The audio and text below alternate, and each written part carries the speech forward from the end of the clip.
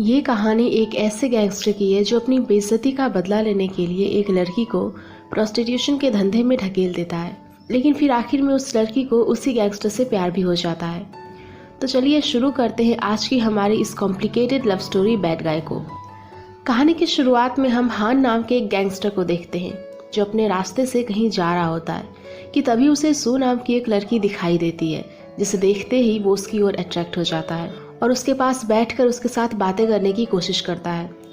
सू को उसकी ये हरकत काफ़ी अजीब लगती है और फिर तभी उसका बॉयफ्रेंड भी वहाँ पर आ जाता है, जिसका वो काफ़ी देर से इंतज़ार कर रही थी। सू अपने बॉयफ्रेंड के साथ वहाँ से जाने वाली थी कि तभी हान उसे ज़बरदस्ती पकड़कर किस करने लगता है, जिस हरकत पर उन दोनों को उसके ऊपर काफ़ी गुस्सा आता है। वो उसे माफ़ी मांगने के लिए कहते हैं, लेकिन हान तो सू को एक ही नज़र से घूरे जा रहा था, जिसके चलते वहाँ पर काफ़ी बड़ा तमाशा भी हो जाता है। जिसके बाद पुलिस वहाँ आकर हान को पीट देती है, लेकिन हान अभी भी अपनी नज़रों को नीचे लेने के लिए तैयार नहीं था और सू इतने गुस्से में थी कि वो उसके मुंह पर थूक कर चली जाती है। लेकिन इन सब बातों से हान का खून अब काफ़ी खौल उठा था।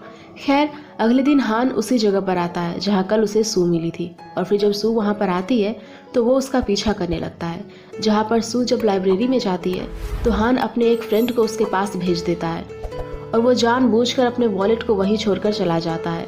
फिर जब सू की नज़र उस वॉलेट पर जाती है तो उसके मन में लालच आ जाता है और वो उस वॉलेट को अपने पास ही रख लेती है, जिसके अंदर कई सारे पैसे भी थे।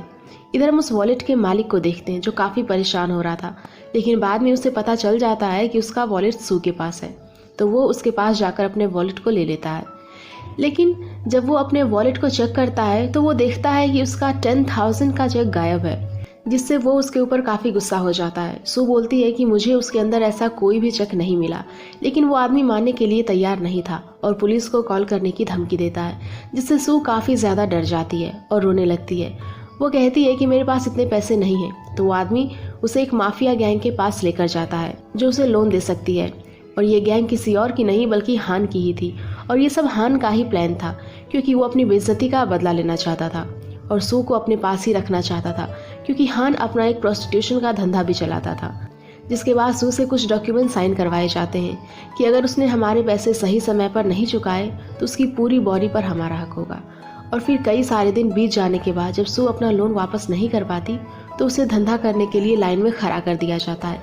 फिर एक आदमी को पसंद आने के बाद वो उसे रूम के अंदर लेकर जाता है और उसके साथ इंटीमेट होने की कोशिश करता है, लेकिन सू उसे ऐसा करने नहीं देती और उसे मारने पीटने लगती है, जिसे हान भी बाहर से ये सब देख रहा था। तो वो अपने एक फ्रेंड को अंदर भेजकर उस आदमी को डरा धमकाकर वहाँ से भगा देता है। जिसके बाद उसकी बॉस उसे पूछती है कि वो ऐसा क्यों नहीं करना चाहती, तो वो बताती है कि वो पहली बार अपने बॉयफ्रेंड के साथ इंटीमेट होना चाहती है। जिसके बाद हान उसके बॉयफ्रेंड को उसके पास लाकर बिठा देता है। सू का बॉयफ्रेंड उससे पूछता है कि ये सब क्या है, लेकिन वो उसे कुछ बताने के बजाय उसके साथ रोमांस करने लगती है, जिसे हान भी बाहर से ये सब देख रहा था। उसे ये सब सहन नहीं होता, तो वो उसके बॉयफ्रेंड को भी मार पीट कर वहाँ से भगा देता है। जिसके बाद उसकी बॉस उसे किसी और आदमी के साथ ज़बरदस्ती इंटीमेट करवा देती है। लेकिन जब हान को इसके बारे में पता चलता है तो वो इसके बारे में उस लेडी बॉस से पूछता है, जो बताती है कि उसे उसकी औकात पता होनी चाहिए। और फिर अगले सीन में हान जब अपने दोस्तों के साथ बैठा होता है तो उसका एक फ्रेंड मायोंग कहता है कि सू काफ़ी ब्यूटीफुल है और वो उसे पसंद करता है और उसके साथ प्यार भी करना चाहता है। इसके बाद वो सीधा सू के पास जाकर उसके साथ रोमांस करने लगता है। साथ ही वो ये भी बता देता है कि तुम्हारी इस हालत का जिम्मेदार हान ही है, उसने अपनी बेइज्जती का बदला लेने के लिए तुम्हारे साथ ये सब किया। जिसे सुनकर सू काफ़ी रोती है और हान के पास जाकर उसे एक थप्पड़ लगा देती है, लेकिन हान उसे कुछ भी नहीं करता। जिसके बाद मायोंग सू के पास जाकर उसे अपने प्यार का इजहार कर देता है। साथ ही वो ये भी कहता है कि मैं तुम्हारे साथ शादी भी करना चाहता हूँ, लेकिन सू को उसकी बातों पर यकीन नहीं होता। वो कहती है कि अगर तुम सच में मुझसे प्यार करते हो तो तुम मुझे यहाँ से बाहर लेकर चलो। मायोंग उससे सचमुच प्यार करता था, तो वो उसे वहाँ से बाहर निकाल लेता है। लेकिन जब हान को ये बात पता चलती है कि सू यहाँ से भाग चुकी है तो वो उसे पकड़कर फिर से लेकर आता है और फिर अगली सुबह वो उसे एक बीच के पास लेकर जाता है जहाँ पर एक लड़की बैठी हुई थी जो अपने कुछ फोटोज को फाड़ रही थी। सू उन फोटोज को देखने की कोशिश करती है, लेकिन वो फटे हुए थे, जिस वजह से वो उन्हें क्लियरली देख नहीं पाती और अपने पास रख लेती है। अब कुछ दिनों बाद हम हान के बॉस को देखते हैं जो आज जेल से छूट कर आया था। उसे सू काफ़ी पसंद आती है, तो वो उसके साथ इंटीमेट होने के लिए जाता है, जिसे ऐसा करता देख हान को अच्छा नहीं लगता। इसीलिए वो अपने फ्रेंड को बॉस के पास भेज देता है जो उसे वहाँ से बाहर निकाल देता है। लेकिन अब बॉस काफी गुस्से में था। वो अपने राइट हैंड से कहकर हान को मारने के लिए भेज देता है, लेकिन हान जैसे तैसे बॉस के आदमी को ही मार देता है।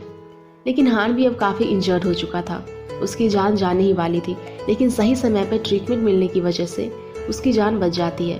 अब अगले सीन में हम हान के एक और बेस्ट फ्रेंड म्यून को देखते हैं, जो कि बाहर अपने दोस्तों के साथ चिल आउट कर रहा था। वहाँ पर एक पुलिस ऑफिसर हफ्ता वसूलने के लिए आता है, जिस बात से म्यून काफ़ी गुस्सा हो जाता है, क्योंकि वो नहीं चाहता था कि कोई भी पुलिस ऑफिसर उनसे हफ्ता वसूली करे। म्यून उस ऑफिसर को घूरे ही जा रहा था, जिस बात से वो ऑफिसर काफ़ी गुस्सा हो जाता है और दोनों के बीच में फाइट भी हो जाती है। और फिर मौका देखकर म्यून उस ऑफिसर को वहीं पर ही निपटा देता है। और फिर जब हान को ये बात पता चलती है तो वो उसके ऊपर काफ़ी गुस्सा होता है। वो कहता है कि अगर तुम्हें पुलिस ने पकड़ लिया तो तुम्हें सीधा फांसी की सज़ा होगी, और तुम्हारे फादर का क्या, जो हमेशा बीमार रहते हैं, तुम्हारे जाने के बाद उनका ख्याल कौन रखेगा।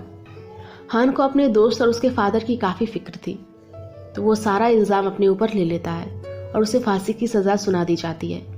सू को जब ये सब पता चलती है तो वो काफ़ी दुखी होती है। म्यून उसे हान से मिलाने पुलिस स्टेशन लेकर जाता है, जहाँ पर सू हान से कहती है कि तुमने मेरी ज़िंदगी बर्बाद की है, तुम इतनी आसानी से नहीं मर सकते। और फिर वापस लौटते समय म्यून उसे उसके घर जाने के लिए बोल देता है। लेकिन अब सू अपने घर नहीं जाना चाहती थी, और कुछ दिनों बाद उनके एरिया में एक बार फिर से एक दूसरा ऑफिसर हफ्ता वसूलने के लिए आता है। तो म्यून उसे देखकर डिसाइड करता है कि वो इस ऑफिसर को मारकर जेल जाएगा और हान को बचाएगा, क्योंकि वो नहीं चाहता था कि उसके पापों की सज़ा कोई और भुगते। जिसके बाद वो उस पुलिस ऑफिसर को मारकर जेल पहुंच जाता है, जहां पर वो किसी तरह हान के पास जाकर उसे मारने लगता है और कहता है कि वो सच बता दे कि उसने उस पुलिस ऑफिसर को नहीं मारा। फिर थोड़ा बहुत सोचने के बाद वो पुलिस को सच बताकर जेल से बाहर निकल जाता है। हान जब सू के पास जाता है तो वो उसे गले से लगा लेती है और रोने लगती है, और अब शायद सू भी उससे प्यार करने लगी थी, क्योंकि उसके बॉयफ्रेंड ने उसे बचाने की कोशिश भी नहीं की। अगले सीन में हम सू को उसी बीच पर देखते हैं जहाँ पर हान उसे पहले लेकर आया था। वो उन फटे हुए फोटोज के टुकड़े को जोड़ती है, जिसमें वो देखती है कि हान एक लड़की के साथ बैठा हुआ है जो पहले उसकी गर्लफ्रेंड हुआ करती थी, और उसकी शक्ल हूबहू सू की ही तरह थी। और यही कारण था कि हान पहली नजर में ही उसकी ओर अट्रैक्ट हो गया। और अब सू को भी रियलाइज हो चुका था कि हान उसे बहुत ही ज्यादा प्यार करता है, तो इसीलिए वो उसी कलर का ड्रेस पहन कर आती है जो हान की गर्लफ्रेंड ने फोटो में पहनी हुई थी। और फिर वो दोनों एक साथ उस बीच पर थोड़ा सा टाइम स्पेंड करते हैं। और फिर मूवी के आखिरी में हम देखते हैं कि हान ने एक ट्रक खरीदा है, और वो उसके अंदर तकिया बिस्तर वगैरह सब कुछ लगा रहा था ताकि वो सू के साथ इस ट्रक में रह सके। फिर आखिर में वो दोनों उस ट्रक में बैठकर एक दूसरी सिटी के लिए निकल जाते हैं, क्योंकि लोगों के नज़रों में अब हान मर चुका है, तो उसके ऊपर उसके बॉस का कोई प्रेशर भी नहीं है। एंड इसी के साथ ये मूवी यहीं पर ख़त्म हो जाती है। सो गाइस, अगर आप लोगों को ये मूवी पसंद आई हो तो प्लीज़ वीडियो को लाइक करना, शेयर करना, और ऐसी मूवीज़ के लिए हमारे चैनल को सब्सक्राइब भी कर लेना। Thank you.